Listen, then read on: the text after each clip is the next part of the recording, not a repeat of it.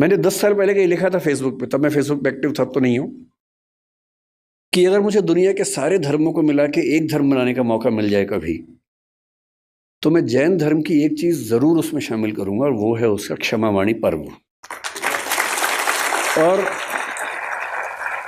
वो इसलिए करूंगा कि बात आज की नहीं है, बात किसी भी दौर की है, आज की ज्यादा है। हम सब इतने व्यस्त हैं कि हम जिनसे जुड़े हैं, जो नजदीकी लोग हैं, दोस्त हैं, रिश्तेदार हैं, हमें पता भी नहीं चलता कब हमारे मुंह से कुछ ऐसा निकलता है कि उनको बुरा लग जाता है। यह भी हो सकता है कि हमारी नीयत एकदम ठीक रही हो, हमने सोच समझ के ना ही बोला हो, पर किसी खास कॉन्टेक्स्ट में किसी खास व्यक्ति ने मेरी किस बात को किस रूप में लिया, ये तो मुझे नहीं पता। कई बार ऐसा होता है कि मैंने अपनी ओर से कुछ गलत नहीं किया, पर सामने वाला मुझसे नाराज है, मुंह फुला के बैठा है, मुझे पता भी नहीं है। पता हो तो मैं उससे माफी मांग भी लूं, मुझे पता ही नहीं है। वो कहेगा भी नहीं, उसका भी गुरूर है, सम्मान है, आत्मसम्मान है, कैसे कहे, कैसे खुद याद दिलाए कि तुमने एक बार ऐसा कह दिया था तो मैं नाराज हूं। तो जब मैंने सुना कि मेरे मेरे बहुत सारे दोस्त जैन परिवारों से आते हैं, उनमें से एक ने 8-10 साल पहले जब मुझे पहली बार व्हाट्सएप पे भेजा मिच्छामी दुक्कड़म, तो मुझे लगा पता नहीं क्या स्पेलिंग मिस्टेक तो नहीं, क्या लिखा है। और उसके आगे लिखा उसने कि यदि पिछले 1 साल में मुझसे कोई भूल हुई हो, त्रुटि हुई हो, तो मैं उसके लिए माफी चाहता हूं। मुझे लगा क्या हो गया इसको, सब तो ठीक ही था। तो क्योंकि मेरा बड़ा अच्छा दोस्त है, मैंने कहा जाओ माफ किया। कोई बात नहीं। फिर मैंने उससे पूछा, मैंने कहा क्या मामला क्या है, तब उसने बताया। मैंने जैन फिलोसफी पढ़ी हुई थी, पर ये संयोग से फिलोसफी के हिस्से में नहीं था, पाठ्यक्रम में, किताबों में नहीं था। तो जब मैंने सुना कि साल में एक ऐसा दिन है जब आपको बिना किसी वजह के माफी मांग लेनी है, कि शायद कोई गलती हुई हो, नहीं भी हुई तो हम एज्यूम कर लेते हैं कि गलती हुई होगी, और मुझे माफ कर दो भाई। मुझे लगा कि किसी समाज के रिश्तों को इंटैक्ट रखने के लिए, बनाए रखने के लिए, ये कितना सुंदर त्योहार है। उस चीज की माफी जो शायद मुझे याद भी नहीं। और अगर सब लोग इतने विनम्र हो जाएं, इतने हम्बल हो जाएं, तो झगड़ा किस बात का है फिर। और अगर यही स्थिति सारे धर्मों में हो जाए, सारे देशों में हो जाए, तो फिर क्यों झगड़ा है। और अगर एक बार पाकिस्तान हमसे मिच्छामी दुक्कड़म कह दे तो दिक्कतें ही खत्म हो जाएंगी। फिर मैंने सोचा मिच्छामी दुक्कड़म कहाँ से आया। तो मैं, भाषा भी मेरा विषय रहता है, तो मैं समझ गया कि प्राकृत और पाली वाला मामला होगा। जब रिसर्च की तो पता लगा प्राकृत का है। तो संस्कृत के एक शब्द या वाक्यांश से यह बना मिथ्या में दुष्कृतम।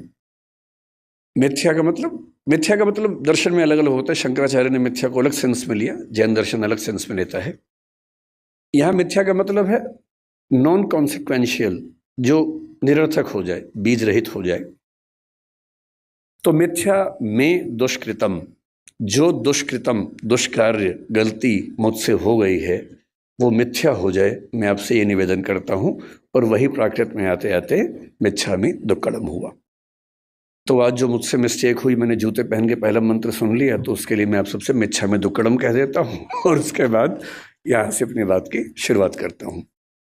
मैं ज्यादा लंबा बोलने के लिए कुख्यात भी हूं, तो आप मुझे संकेत कर दीजिएगा जब आपको लगे कि काफी हो गया, तो मैं तो मैं वहीं पर अपनी बात रोक दूंगा। तो विषय की जब बात हुई, तो मयूर जी ने 2-3 सुझाव दिए। तो ये बोले कि हम सब की आजकल एक बड़ी दुविधा पेरेंटिंग को लेके है, अपने बच्चों को कैसे संभालें। जब मुझसे कोई कहता ना कि पेरेंटिंग की दुविधा है, बच्चों को कैसे संभालें, मुझे बच्चे भी दिमाग में आते हैं कि पेरेंट्स को कैसे संभालें ये। और मैं जनरली बच्चों के साथ खड़ा होता हूँ इस मामले में, पेरेंट्स के साथ में कम खड़ा होता हूँ। और मुझे सच में लगता है कि ज़्यादा सीखने की ज़रूरत पेरेंट्स को है, ना कि बच्चों को है। और अभी कोटा में जितनी दुर्घटनाएं हुई, तो वहाँ के एक वरिष्ठ अधिकारी हैं राजस्थान सरकार के, जो कोटा में डीएम भी रह चुके हैं। उन्होंने मुझे फ़ोन किया कि मैं चाहता हूँ कि आप भी इस प्रक्रिया में हमारी हेल्प करें बच्चों के लिए। मैंने कहा जिस दिन कहेंगे मैं आ जाऊँगा, जो कहेंगे मैं कर दूंगा, आप बताइए क्या करना है। बोले कोटा में बहुत सारे बच्चे हैं, हम चाह रहे हैं कि उनसे आप बात करें। मैंने कहा एकदम आ जाऊँगा, लेकिन अगर आप मेरी सलाह माने तो उनके पेरेंट्स से बात करवाइए, क्योंकि ये दिक्कत बच्चों की नहीं है, ये दिक्कत पेरेंट्स की है।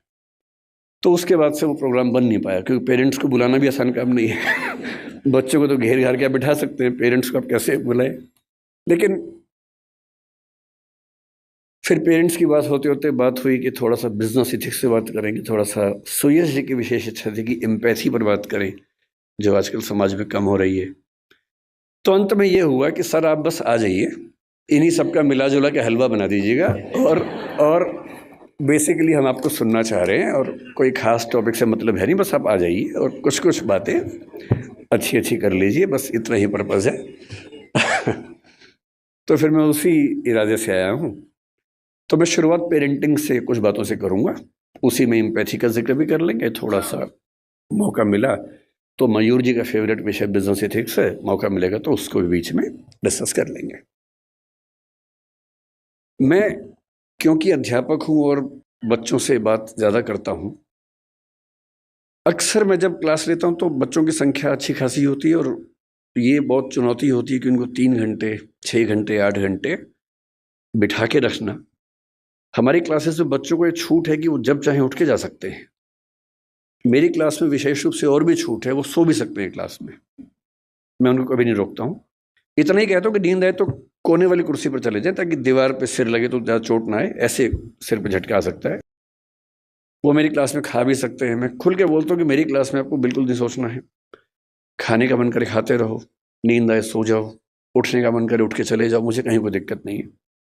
अगर आप मेरी क्लास में उठ पा रहे हैं, खा पा रहे हैं, तो ये मेरा फेलियर है, आपका नहीं है कि मैं आपको रोक नहीं पा रहा हूँ। तो इसी बहाने मुझे फीडबैक भी मिलता रहता है कि मैं कैसा पढ़ा रहा हूँ। तो आप लोग अपना हरकतें करते रहिए और मैं अपना काम करता रहूँगा। तो बहुत ज़रूरी होता है कि उन बच्चों को बहुत शुष्क तरीके से ना बताया जाए, थोड़ा रोचक तरीके से बात की जाए। रोचक तरीके से बात करने का एक ही तरीका है कि आप उनको कहानियों के माध्यम से बताएं, एग्जाम्पल्स के माध्यम से बताएं, एनेक्डोट्स इनको हम कहते हैं, घटनाओं के माध्यम से बताएं। और जैसे ही हम घटनाएं सुनते हैं, कहानियां सुनते हैं अपने आसपास की, तो हमें किसी चीज़ का महत्व और कॉन्सेप्ट दोनों समझ में आते हैं। मैं जहाँ से ये बात करना शुरू करना चाहता हूँ वो ये है कि पेरेंटिंग के नज़रिए से हमारा समय दुनिया के इतिहास का सबसे मुश्किल समय है। पेरेंटिंग हमेशा मुश्किल रही है। मेरी राय में इस दुनिया का सबसे मुश्किल काम माँ होना है, बाकी सारे काम आसान हैं। माँ बन के अपने बच्चे को पालना इतना मुश्किल काम है। मतलब बाप लोग जाते हैं, बिजनेस करते हैं, पैसा कमाते हैं, सब कुछ करते हैं, बड़ी बात है, वो भी छोटी बात तो नहीं है। लेकिन उससे ज़्यादा मुश्किल है एक छोटे बच्चे के साथ 24 घंटे गुजारना, बिना क्रोधित हुए गुजारना, उसकी हर तरह की जिद, हर तरह की छटपटाहट, बेचैनी को झेलते हुए गुजारना, अपने जो करियर हो सकता था उसको दांव पे लगा के उसकी ज़िंदगी को संवारना। एक छोटा बच्चा एक स्टार्टअप जैसा होता है, क्योंकि जैन समुदाय है इसलिए मैं ऐसी भाषा ज़्यादा बोल रहा हूँ। एक स्टार्टअप जैसा है। आप उस पर 15, 17, 18 साल इन्वेस्ट करेंगे, बहुत सारी पूंजी खर्च करेंगे, समय खर्च करेंगे, तो जाके उसकी वैल्यूएशन बनती है।